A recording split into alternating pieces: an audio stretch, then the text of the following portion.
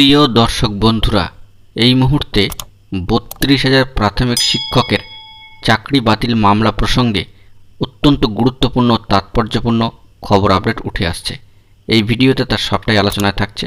অবশ্যই ভিডিওটিকে শেষ পর্যন্ত দেখে নেওয়ার প্রয়োজনীয়তা রয়েছে ও চ্যানেলটিকে এখনই সাবস্ক্রাইব করে সঙ্গে থাকুন। বন্ধুরা, ইতিমধ্যেই আমরা দেখে নিয়েছি যে ৩৬,০০০ থেকে সংখ্যা কমে গিয়ে ৩২,০০০-এ এসে দাঁড়িয়েছে এবং দেখা যাচ্ছে যে মহামান্য কলকাতা হাইকোর্টের সিঙ্গেল বেঞ্চ ও ডিভিশন বেঞ্চ ইতিমধ্যেই 12 এবং 19 তারিখে রায় কিন্তু দিয়ে দিয়েছে এক্ষেত্রে যে ৩২,০০০ মামলা প্রসঙ্গে। কিন্তু একটা বিষয় এখানে তাৎপর্যপূর্ণ যে ইন্টারভিউ অ্যাপটিটিউড টেস্ট সম্পর্কে যে প্রসঙ্গটা রয়েছে তা কিন্তু অত্যন্ত তাৎপর্যবহুল। সেই বিষয়টিকে সামনে রেখেই এবার প্যারা টিচারদের একটি গুরুত্বপূর্ণ মামলার খবর আপডেট কিন্তু উঠে আসছে। চলুন আমরা সেই গুরুত্বপূর্ণ খবরে প্রবেশ করি। বন্ধুরা, এক্ষেত্রে প্যারা টিচার বা পার্শ্ব শিক্ষকদের করা মামলার যে গুরুত্বপূর্ণ খবর আপডেটটি উঠে আসছে সেটি হলো যে প্যারা টিচাররা কিন্তু মহামান্য আদালতে একটি মামলা দাখিল করেন যে তারা বর্তমানে প্রাথমিক বিদ্যালয়ের সহকারী শিক্ষক হিসাবে কর্মরত পার্শ্ব শিক্ষক এবং 2016 সালের নিয়োগ বিধি উল্লেখ করে তারা জানাচ্ছেন যে 12ই মে 2023-এ সম্মানীয় মহামান্য কলকাতা হাইকোর্টের সিঙ্গেল বেঞ্চের রায় এবং আদেশের যে নির্ধারিত অংশ তার মধ্যে কিন্তু তারা পড়ছেন না। ফলত তাদের বক্তব্য যে 10% শূন্য পদে পার্শ্ব শিক্ষকদের জন্য সংরক্ষিত কিন্তু থাকেই এবং এই অনুযায়ী তাদের অ্যাপটিটিউড টেস্ট নেওয়ার কিন্তু কোনো নিয়ম নেই। এই সংক্রান্ত বিষয়ে তারা আরও বলছেন বা তাদের যে দাবি তা তুলে ধরে তারা জানাচ্ছেন যে যেহেতু নিয়োগ বিধিতে পার্শ্ব শিক্ষকদের জন্য অ্যাপটিটিউড টেস্ট নির্ধারিত ছিল না, তাই তাদের নিয়োগ প্রক্রিয়ায় কোনো দুর্নীতির অভিযোগের কিন্তু প্রশ্নই ওঠে না। ফলত পার্শ্ব শিক্ষকদের আবেদনে উল্লেখ করা হয় যে যেন তাদের 19শে মে 2023-এর ডিভিশন বেঞ্চ ও সিঙ্গেল বেঞ্চের যে নির্দেশকে বহাল করে রেখেছে, অর্থাৎ ইন্টারভিউ অ্যাপটিটিউড টেস্ট নেওয়ার কথা বা নির্দেশ, তা পার্শ্ব শিক্ষকদের যেন তার আওতার বাইরেই রাখা হয়।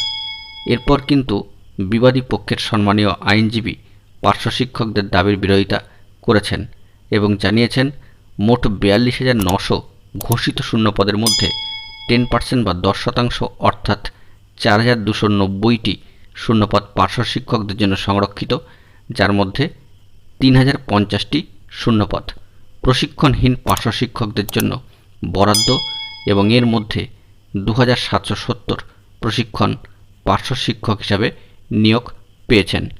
পার্শ্ব শিক্ষকদের অ্যাপটিটিউড টেস্টের পরিবর্তে শিক্ষকতার অভিজ্ঞতার নিরিখে নম্বর দেওয়ার নিদান বা বিধান কিন্তু ছিল, একথা সত্যি, কিন্তু সেখানে তাদের ভগ্নাংশের হিসাবে নম্বর দেওয়া হয়েছে।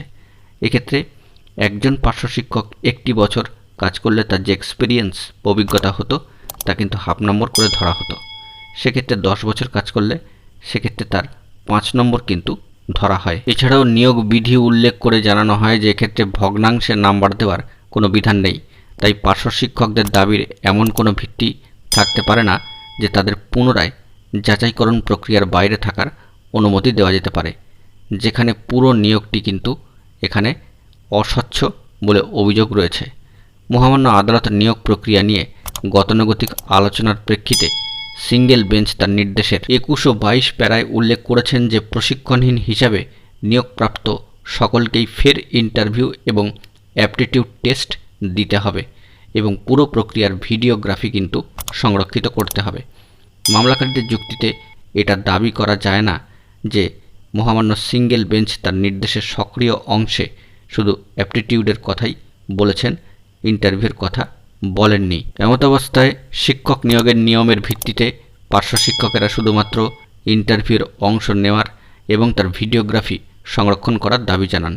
এই অবস্থায় মহামান্য আদালত যতক্ষণ না মাননীয় সিঙ্গেল বেঞ্চকে এই বিষয়ে তার অবস্থান স্পষ্ট করার সুযোগ দেওয়া হচ্ছে, ততক্ষণ ডিভিশন বেঞ্চ সিঙ্গেল বেঞ্চের 12ই মে 2023-এর নির্দেশের 22 নম্বর অনুচ্ছেদের রায় অপারেটিভ অংশে স্বয়ংক্রিয়ভাবে হস্তক্ষেপ করা থেকে বিরত রয়েছেন, যা স্বয়ংক্রিয়ভাবে পার্শ্ব শিক্ষকদের বাদ দেয়। পাশাপাশি এই বিষয়টা জানিয়ে রাখা দরকার যে 12ই মে 2023 তারিখের রায় এবং আদেশের যথাযথ ব্যাখ্যার জন্য মাননীয় সিঙ্গেল বেঞ্চের কাছে যাওয়ার অনুমতি দিয়েছেন সম্মানীয় ডিভিশন বেঞ্চ। অর্থাৎ বন্ধুরা বুঝতেই পাচ্ছেন এই মুহূর্তের জন্য 32,000 মামলা প্রসঙ্গে প্যারাটিচার প্রসঙ্গ অত্যন্ত গুরুত্বপূর্ণভাবে কিন্তু উঠে এলো। বন্ধুরা এখন এটুকুই। গুরুত্বপূর্ণ আপডেট ভিডিওগুলি পাওয়ার জন্য অবশ্যই এখনই চ্যানেলটিকে সাবস্ক্রাইব করে সঙ্গে থাকুন। ধন্যবাদ।